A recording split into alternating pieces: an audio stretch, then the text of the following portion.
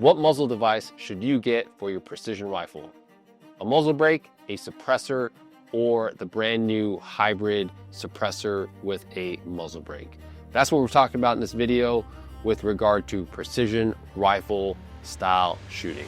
Let's get into it. What's up, guys? Welcome to the channel. If you're new here, my name is Phillip Velayo. I'm a former Marine Scout Sniper turned professional competitive shooter, professional long range instructor, and long range creative. I love everything about precision rifle shooting and teaching people the art and craft of taking that small little projectile and putting it at far distances. And I also love creatively telling the story of long range through a lens. Anyways, welcome to the third video of my collaboration with Silencershop. First episode was essentially the easy process that Silencershop makes obtaining a suppressor, especially in today's world. And the second one was a bare muzzle on a precision rifle versus shooting a suppressor and some of the pros and cons with that. So go ahead, check those out. I will put them up above. And in this video, I'm going to be talking about the differences, or showing you the differences between a muzzle brake, a suppressor, and now the kind of newly designed suppressor muzzle brake attachment that you're seeing kind of come especially into the precision rifle space. So I'm excited to show you the differences through the trigger cam and just walk you through some common stages that you might find as a competitive shooter competing in a PRS style event. Now, I have extensive experience with the muzzle brake, now the suppressor, and more recently the hybrid with the suppressor and muzzle brake. I've competed about 3 matches now with this device. I competed all last year with the suppressor and 6 years with the muzzle brake, and I can tell you that shooting with a suppressor is a night and day difference in terms of just the overall comfort that you have when shooting 100 to 120 rounds a day compared to a muzzle brake. But hopefully this answers some of your guys' questions that you guys typically tend to ask me on Instagram, Facebook, in terms of maybe you want to get into PRS and you're wondering, okay, well, am I going to be hindered if I'm running a suppressor versus, let's say, a muzzle brake? Because let's face it, a lot of top level shooters are running muzzle brake devices, as a top level, competitor. But honestly, I think if you put a can on any one of those guys, they would do fairly well as well. So anyways, let's go ahead and get into this test. First off, I do want to talk about the rifle that I'm going to be shooting. And remember, because this is going to be geared more toward the competitive shooter, I'm going to be actually shooting one of my competition rifles. So this is my custom built 6.5 Creedmoor. It's built by Short Action Customs. Love those guys. I've been a Short Action Customs team shooter for just about 8 years now. The barrel action, this is a Lone Peak Action Fusion, and it has a 26-inch proof competition contour barrel on it. It's chambered in 6.5 Creedmoor, my favorite cartridge, and I've got a Trigger Tech Diamond 2-stage flat shoot trigger in the barreled action. And obviously the muzzle devices are going to be switched out between these 3. This is all sitting in the Kinetic Research Group C4 chassis, which is their flagship competition chassis. Freaking love this thing. It's painted by Redbeard Gunworks. It gave me a nice little Dragon Ball Z theme because I'm a fan. And on top, I've got a Collis K525i DLR with the Skimmer 4 reticle, left side windage. This is all sitting in a spur mount with 2 Flatline Ops Halo X's, and I've got the trigger cam to capture all of the action.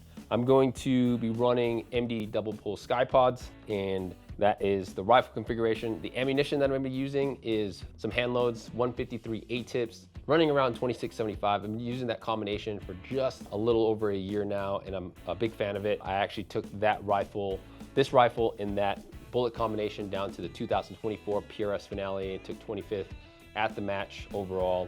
And more recently, shooting one-day regional stuff, I've actually got 2 back-to-back wins using that same exact combination. So a huge fan of that combo, and I think it's a good representation with that 6.5 Creedmoor to see the recoil differences, because if you look right now in terms of maybe the PRS blog or what some of the competitors are using, you will see a lot of 6 variants, like maybe a 6 Dasher, 6 GT, maybe a 6 Creedmoor. But I'm still a big fan of the 6.5 Creedmoor because I shoot mainly out west, a lot of winds out here. It's just I'm able to see bullet splashes a little better. And again, because I want to really show you the recoil differences, I think the 6.5 Creedmoor would be a little better than maybe running a 6-dasher, which I also have.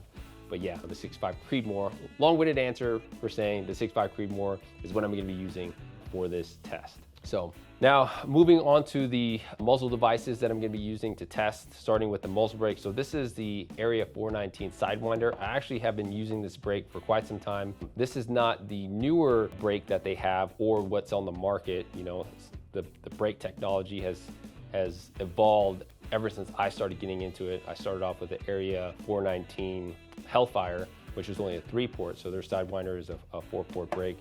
And the reason why I went with the Sidewinder initially is just because I really like Area 419's design in terms of how it actually attaches to the barrel. One of the things that I found early in my career, and I still even hear it today with competitive shooters, is muzzle brakes coming loose in the middle of a match. And when a muzzle brake comes loose in the middle of a match, then you're starting to see random flyers or you have a 0 offset, right?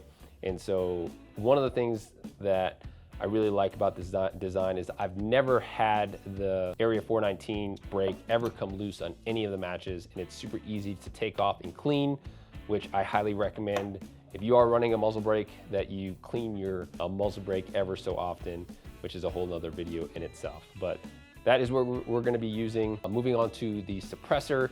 The suppressor is the Thunder Beast Arms Dominus. I'm a huge fan of this can. I've been running this can for a little over 2 years now on my work rifles, and more within the last year, my competition rifles in both PRS and NRO Hunter, and I freaking love this can. Super quiet, small, lightweight. I think it weighs right around 9.5 ounces, and I absolutely, this has been my workhorse can for the last 1.5 years. And when I first put this on my competition rifle last year, at the beginning of the 2024 season, I ended up taking 2nd overall at the Blue Ridge right behind Nick Godarzi.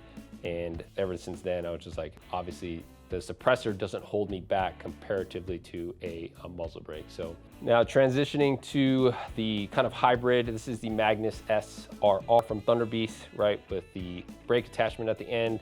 A little longer, as you can see there, but I've been running this can now for just about 6 months, and it has been great comparatively to the just straight suppressor. From my experience, I've gotten 2 local level match wins with this and a 2nd place. I'm actually getting ready to shoot the PRS regional finale here in the Wyoming area, and I'm gonna be running this same exact setup. So I have, you know, match time with all 3 of these. I would say I have the most experience with a muzzle brake, just because it wasn't until a couple years ago that I started actually owning a suppressor, right? But I'll tell you right now, ever since moving to a suppressor, it's very hard to go back or want to go back to a muzzle brake. But that's neither here or there.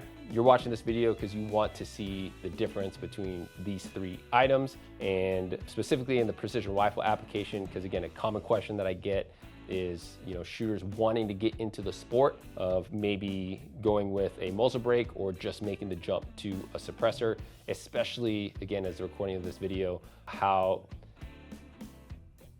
much easier or quicker it is to obtain a suppressor with some of the, you know, the turnaround times from the ATF. So what we're gonna do for this test is you're gonna see a bunch of trigger cam view, but I'm essentially gonna run 2 style of stages that you most commonly will find in a PRS event.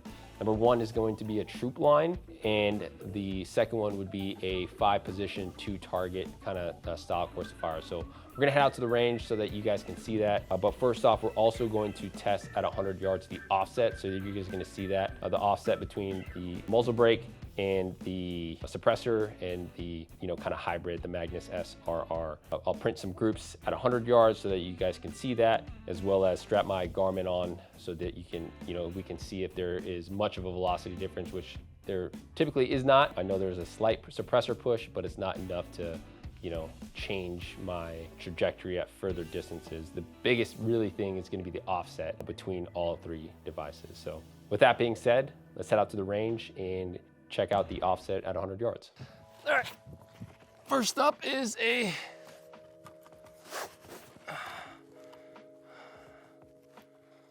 muzzle brake. This thing is zeroed for a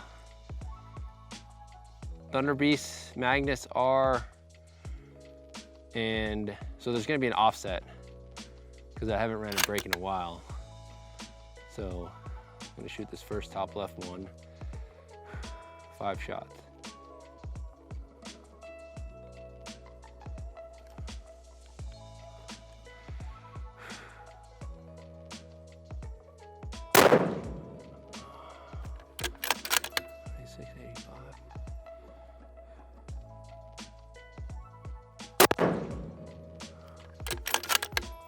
$76.75.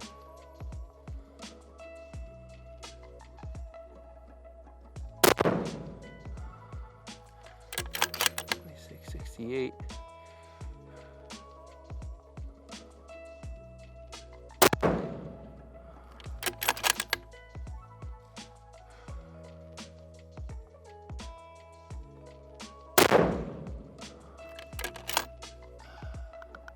26.75. Extreme spread of 16.2, standard deviation of 5.4. It's been a while since I shot a break, so one of those shots was like, or the first shot was like, whoa. But 26.75, that's actually right where my velocity is at for this rifle. So that is 5 rounds, braked. Let's go ahead and swap to the Dominus. All right, I got the Thunder Beast Dominus on there. This is the can that I ran all last year for my competitions. Really love this can. And let's see what she does.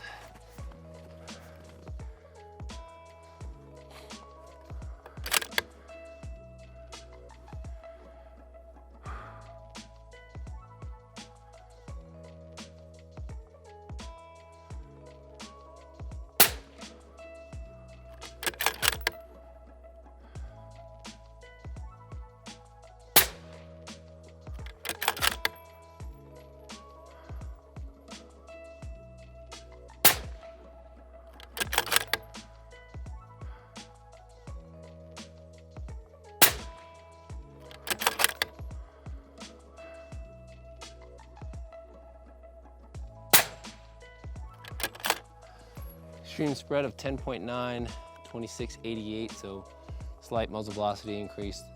Standard deviation is 4.3. That felt so much better. Usually I don't even shoot with ears on, but God, just the, even though there's a little bit more felt recoil, I just feel like so much less, more or less concussion coming back, and that just felt like a dream to shoot. So that is 5 rounds with the suppressor. You know, keep in mind, you know, I'm trying to do this as cost efficient as I can, because realistically when I'm zeroing, I'd shoot 10 rounds because I'm shooting a PRS gun. So, you know, typically if you are doing this test, you would want to shoot, you know, as many rounds as you would be employing that rifle. But because I'm trying to be a little bit more cost efficient on ammunition, and I'm just using some leftover stuff, I have just enough to shoot this video. So 5 rounds it is. So let's go ahead and spin this off. Hopefully it's not too hot, and we'll put the Magnus SRR on there. All right, so now we've got the Magnus SRR.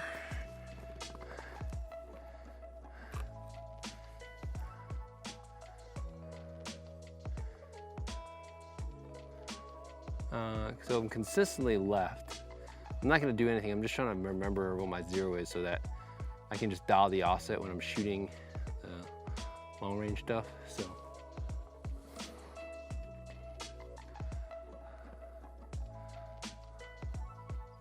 Okay. And we're going to shoot 5 rounds out of Magnus SRR.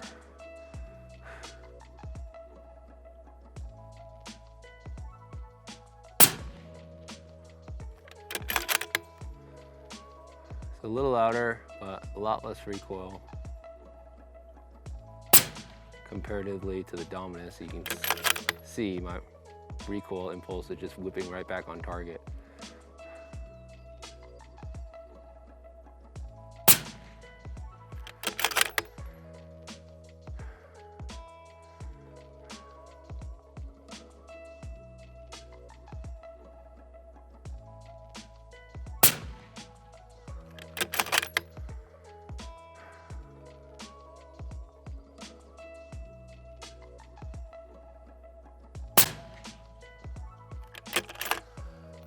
.2681. Stream spread's not that great on that spread. 30.3. Standard deviation of 12, but groups look good. So 2681. So it's about a 10th left. So it's zeroed, about a 10th left. Really, for all of them, I need to come down 2/10 on my data for the Dominus, and I need to come down about, let's call it,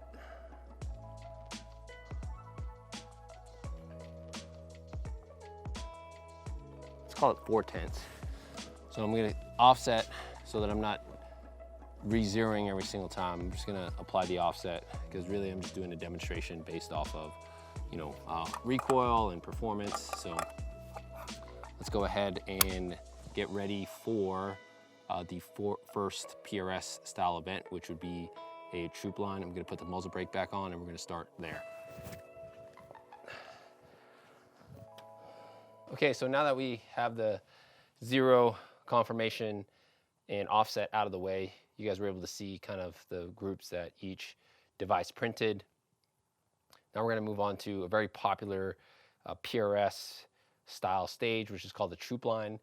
It's gonna be 5 targets, roughly around these targets here at my home range are, you know, anywhere between 2 MOA up to 3 MOA. So really, you know, I'm really just going for you guys to see the recoil reduction or, you know, the blast, whatever the case is between all 3 devices. So I've got 5 targets picked from 576 yards all the way out to 830, which is pretty average. You know, when you shoot a PRS style competition, you know, you have short troop lines, which is sometimes like 300 to 600. And then this would be probably an intermediate from 500 to 800.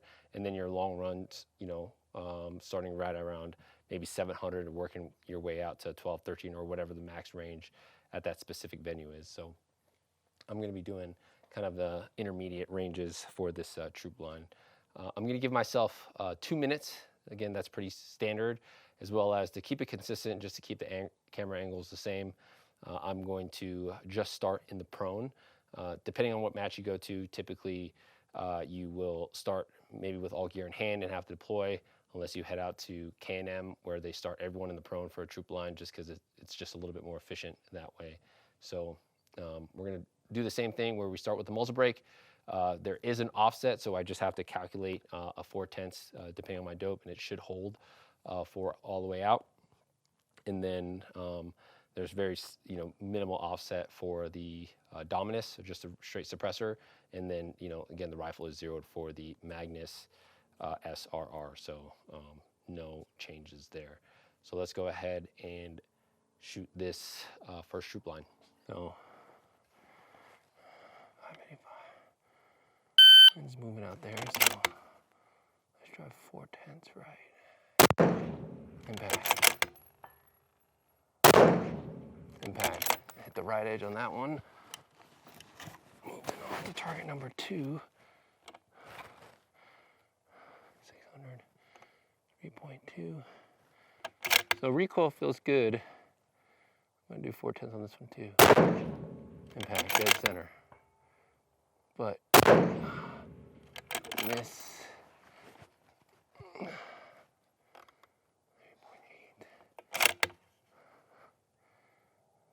4/10. Like I can feel the violent, those are 2 impacts. definitely feeling that little concussion for that split second, millisecond. I'll do 5/10. Impact. You can barely see it right now. Impact. And last target. 5.4.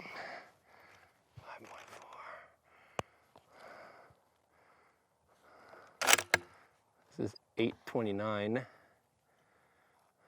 do 5/10. Impact. Impact. All right, so drop one at there at the 600, but gosh, obviously the recoil felt really good. I just, in terms of like processing information, I just feel like my brain is working a lot harder to get back on target with a break now that I've been shooting suppressed for about a year consistently. So I'm curious to see this side by side because I haven't done this yet until today.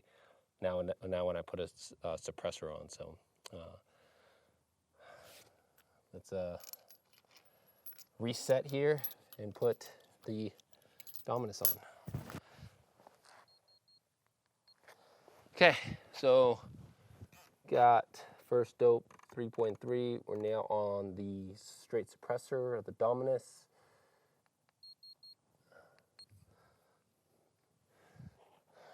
Trigger cam is on.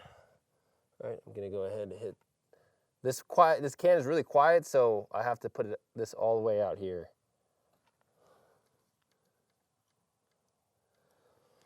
And ready.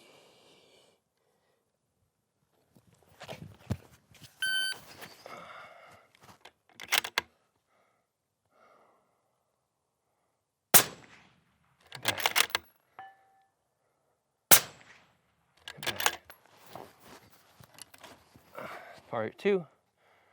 I can barely see that. 3.6.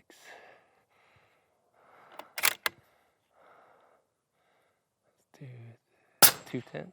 Impact. Impact. 4.2.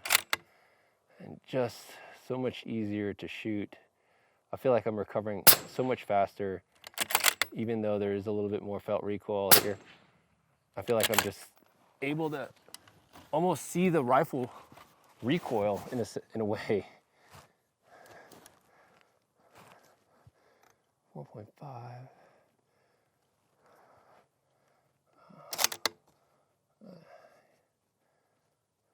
know you guys can barely see that. I can barely see it.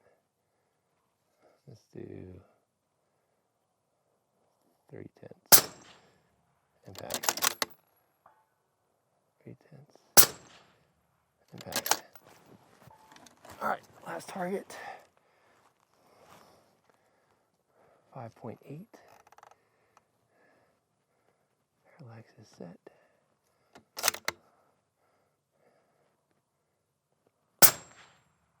Impact.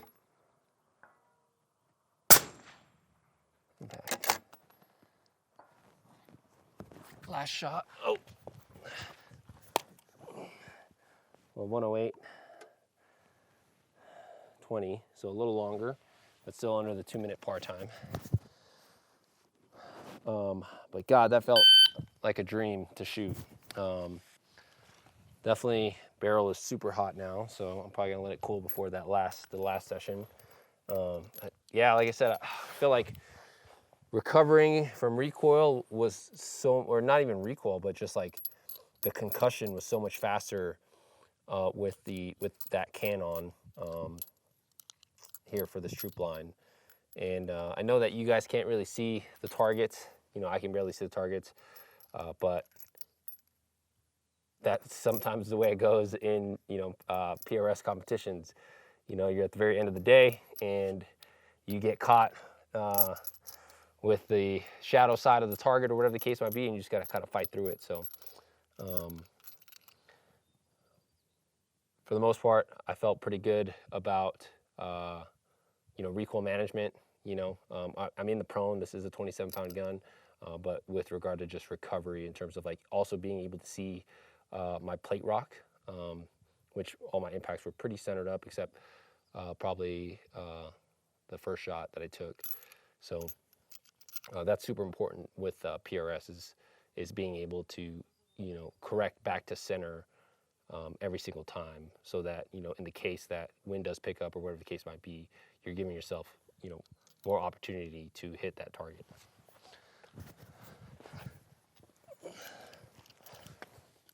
So let's go ahead and move to the Magnus SRR. I think wind's died out now. I'm gonna go. Oh, that is a dream. To shoot.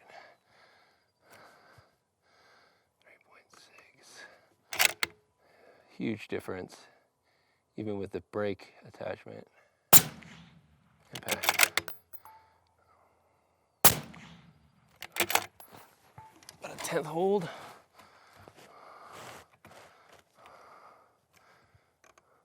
4.2.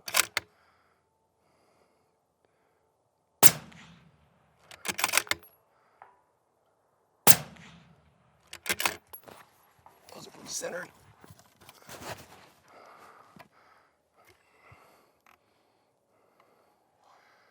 4.5.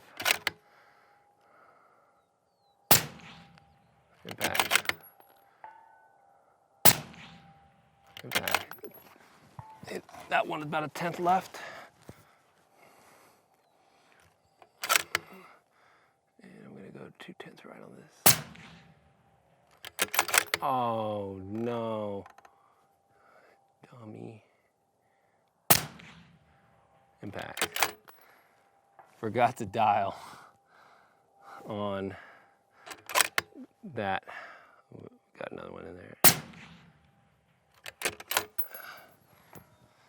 Forgot to dial, but finished that, even that 11th shot, 76. So again, time I wouldn't say is a good representation because I've already ran this twice, or yeah, this is now my third time. But hopefully you can see with the, you know, recoil and even just sound, like I'm not running any ears, and you know, it's definitely still pretty tolerable with regard to the noise reduction. Although you should always have ears on when you are at the range. So that is it for Troop Line. Very happy with how the Magnus SRR shot. I mean, I could even see my trace on a couple shots. So let's go ahead and move into the second style of you know, PRS stages, which is the 5-position 2-target array. Okay, so now that we got the troop line out of the way, I'm gonna go ahead and do a positional stage as well. This is a PRS barricade. You can find the dimensions actually on the PRS website. It's in the rule book, but you'll find these typically at a lot of the big PRS matches, whether it is a metal one like this one, cemented in, or you know, something that's built out of wood. Nevertheless, it's pretty solid and a good representation of, again, what you might find at a PRS match. So just to keep everything, you know, simple and, you know, what you would find at a PRS match, we're gonna go ahead and do this. So 5 positions, 2 targets, you know, that is actually a PRS skill stage, but you could also mix that up, or it's been mixed up to do, you know, shooting off of maybe tires or maybe of tank traps, any type of props that the match director might have. Very common near to far engagement. So for this course of fire, I'm just gonna pick 5 different positions on the barricade. 1, 2, 3, 4, and I'm gonna repeat a position. I'm gonna come back here to the standing position, because realistically, the standing position is probably gonna be the hardest to get stability and manage recoil for most people, right? And my thoughts going into this is, obviously this is where the muzzle brake is really gonna shine, because the recoil is just gonna be a lot flatter. But I'm curious to see the trigger cam footage in between or after the fact, after I kind of put them all together. But one thing to keep in mind when you're, you know, or as I'm running this, right, is my body is something that I teach in my classes, is like your body's always trying to adapt for that next shot based off of the previous recoil impulse. So, you know, once I see a recoil impulse, I'm going to slightly change how I'm addressing the rifle to maybe make it flatter, or maybe, you know, make it not jump as much, or jump in the direction that I want it to go, just so that I can see where exactly that bullet is going. So yeah, that's one thing. Unlike, you know, some of the comparisons that you see on YouTube where they're putting the actual, you know, rifles in some type of, you know, device, right? Like, I feel like real world, you know, you want to, or I want to be able to just tell the difference in terms of, okay, hey, what does a recoil impulse feel like for me? And not only that, the blast, or you know, the noise reduction. I think all of that really matters when you're trying to stay engaged for that 90 to 120 seconds. So off my soapbox, let's go ahead and run this stage, starting off with the muzzle brake.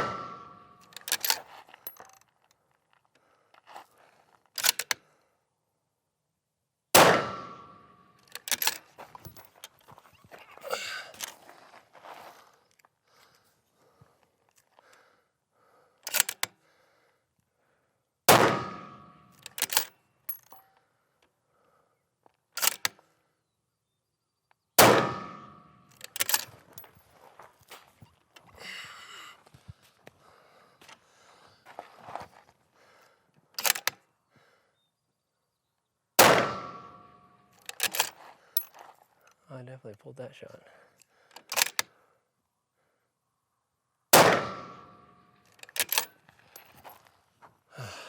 Wind started to pick up.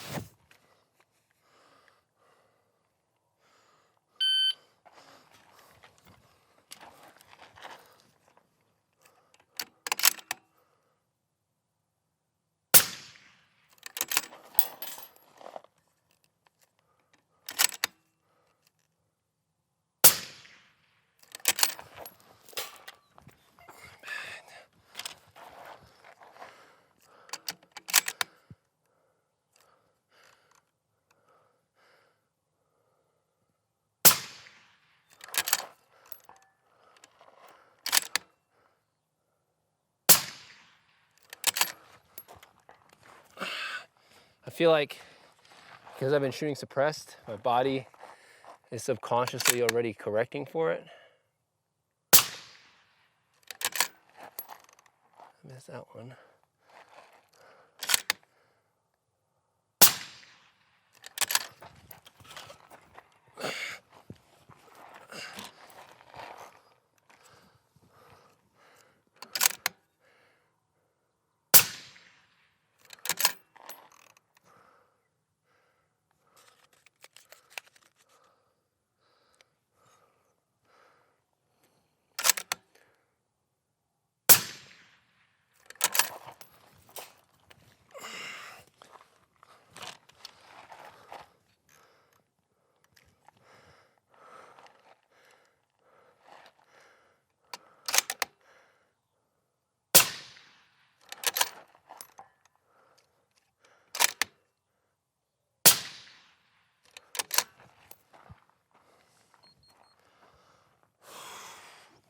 All right, so honestly, because of the suppressor and I'm recovering, I feel like I'm recovering mid-flight versus the break.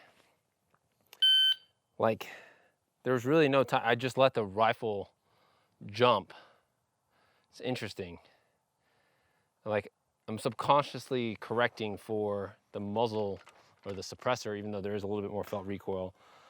All right, let's move to the Magnus. All right, this barrel's pretty hot. Hopefully you guys can see the trigger cam view, but I'm going for the last run with the Magnus SRR.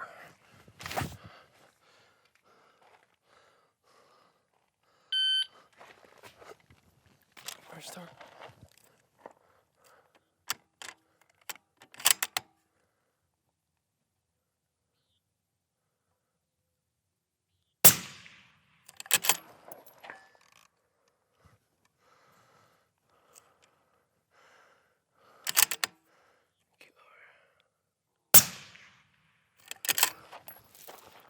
Impacts.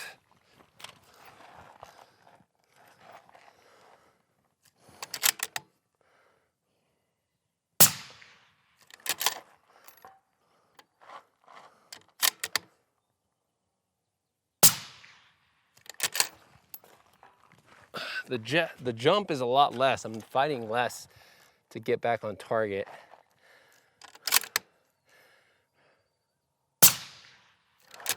And I mean, it's just coming straight up, not even any angle. I have to move the reticle out of the way.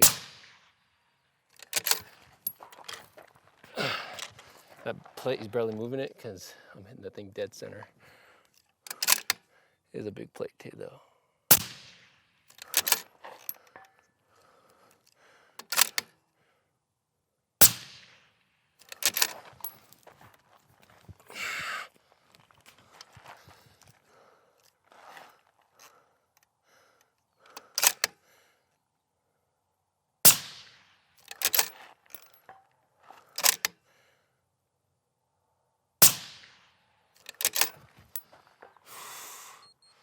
All right, hopefully my barrel's not torched after that. 30 rounds in like 15 minutes. All right, guys, we're gonna clean up. We're gonna debrief back in my studio, but hopefully that footage is salvageable so that you guys can at least see. But I can definitely talk about the difference, what I felt between all three devices after the fact. So we'll see you guys in the studio. Okay, guys, now that we're back in the studio, sorry about some of the trigger cam footage, you know, with it being a little dark or whatever the case might be. But after looking, you know, and splicing some of that together, as well as looking at my groups, I'm gonna go ahead and talk about my overall thoughts and conclusion with regard to muzzle brake, suppressor, or a hybrid, you know, the suppressor brake, and which one I would ultimately choose if, you know, I could only choose one. So when looking at the trigger cam footage, there is definitely a clear difference with regard to recoil, you know, mitigation, and obviously the brake takes that, right? And you see all of these tests all over YouTube with that, and you know, it's no secret. However, one thing that I cannot stress enough that you can't see through the trigger cam or through any type of test is for the shooter's ability to process information based off of, you know, how much felt recoil or how much they're controlling that rifle, or how much, you know, a blast is coming back at them. And, you know, even though looking at the trigger cam footage that, you know, I had a little bit more of a push, right, with both the suppressor and the Magnus RR, I just felt like I was able to see more information with these two comparatively to a muzzle brake. And one thing that is nice, especially shooting a one-day match and shooting anywhere between 80 to 100 rounds, or even, you know, 2-day match when you're shooting sometimes 120 rounds a day, right?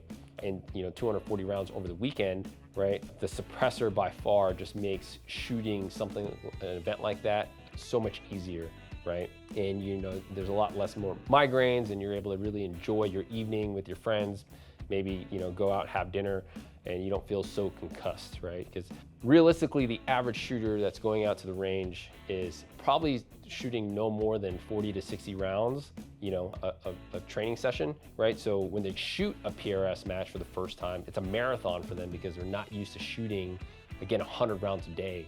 And that, you know, extra 40 rounds, you know, it really makes a difference. So that is the muzzle brake. And if you can see here on the groups, I've got a 631 inch with a velocity of 2675. Moving on to the suppressor, you can see that once I'm putting the suppressor on, it cleaned up my groups. It shrunk it, not significantly, but by a little over 0.1 of an inch, so it dropped down to 0.495 with a muzzle velocity of 2688. So we did see that suppressor push there that I've also talked about in video number 1. So that was the Dominus, and then with the Magnus SRR, it tightened up a little bit more, 0.410 inch with a velocity of 2681. I had the best spreads, my extreme spreads with the Dominus, right, which my extreme spread was like 10. And 5 rounds, not very indicative of, a larger sample size, so that could possibly change. It's one thing to keep in mind. Extreme spread, especially if you're getting into precision rifle shooting, is super important because that tells you what your highest and lowest is with regard to the ammunition that you're using. And for further targets, that's where you start to see that kind of vertical dispersion. So there's a bunch of information out there on the interwebs, Applied Ballistics, Hornady, that talk about extreme spread and why that's important for precision rifles. So let's talk about some of the cons with running a suppressor, because I know that probably throughout the whole video, once I started shooting the suppressor, I've been talking nothing but great things about how, it's just so much easier to shoot.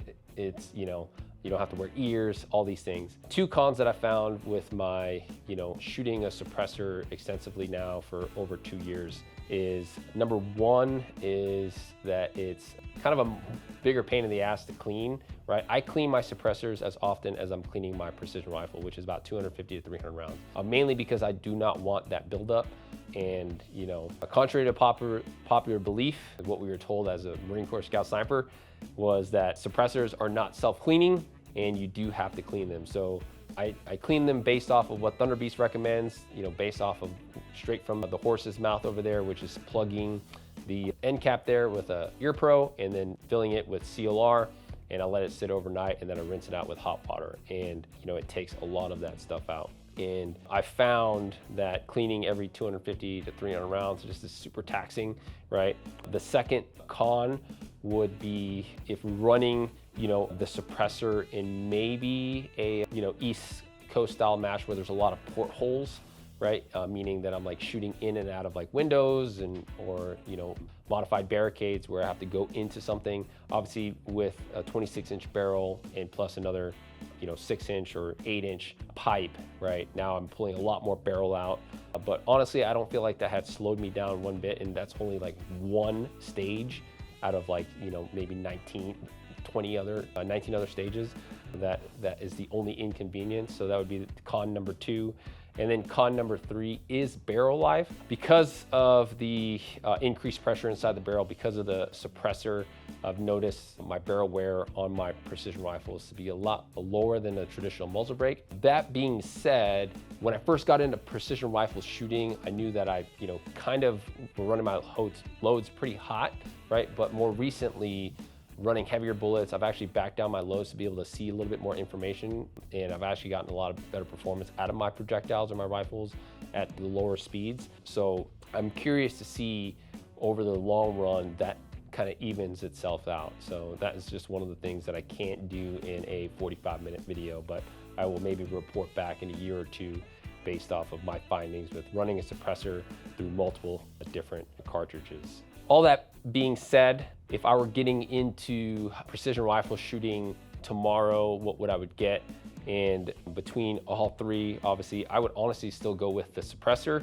And the reason why I would go over the suppressor over, let's say, the hybrid is, the suppressor, it just going to the range and not having to worry about putting ears on, right? Even though this has a, pretty decent, this does really well with regard to sound suppression, but being able to maybe even get into hunting and go to the range and just throw this on and not have to worry about ears whatsoever, I think is, the best decision that you can make for yourself starting early in your journey as a PRS shooter. That now that you can still be competitive with it, right, with just a suppressor. Now, if you know that you just want to get into competitive shooting and you're not really a hunter or anything like that, then yes, definitely invest into one of the hybrid models, the Magnus SRR or the K, right, whatever the design that they have, or you know, again, I know there's a lot of suppressor companies out there that are starting to make those hybrid designs, right?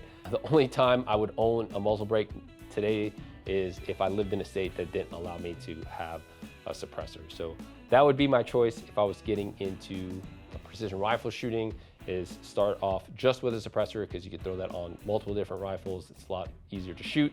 And then if you're a serious competitor, maybe invest into the Magnus SRR, because realistically, if you are a serious competitor, you're gonna be dropping that kind of money anyways. And yeah, don't get a muzzle brake unless you ultimately have to. And so huge shout out to Silencershop for this collaboration. And I can't stress enough, if you're in the market for a suppressor, checking them out, how easy they made that process. Again, I did a video on this in video 1 with regard to how easy Silencershop has made obtaining a suppressor in 2025. So go ahead and check out the video. But nevertheless, hopefully you enjoyed this small testing that I did and you were able to see some of the differences between all 3 devices, especially if you are that shooter that's kind of stuck in terms of like where you should actually, you know, get into, you know, precision rifle shooting. So if you're new to my page, cruise around. I've got a bunch of educational tips with regard to precision rifle shooting, whether you're a new shooter or even an experienced shooter, to hopefully, you know, take your performance to that next level. If you're interested in training with me, I'll provide links down below so you can see my training schedule. But that's all I got for this video. I hope you enjoyed it. Let me know down in the comments what you think. I know it's a little long, and we'll see you guys in the next video. And you guys know the drill. Keep your face on the gun. 2638, 2638. Okay. All right. Let's give it a roll.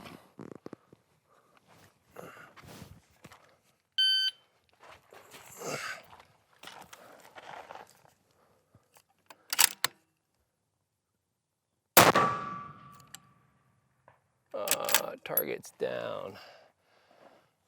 Well, it looks like I'm...